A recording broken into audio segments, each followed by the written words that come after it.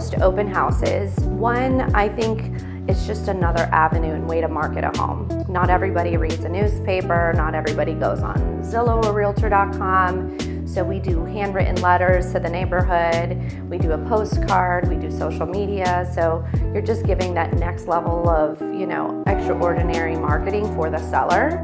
Two, I find it that sometimes people don't even know they're looking for a house. And they're like, let me just see what's in here. And then the third thing is like, how many people can walk through an 1891 house, and be on Fort King?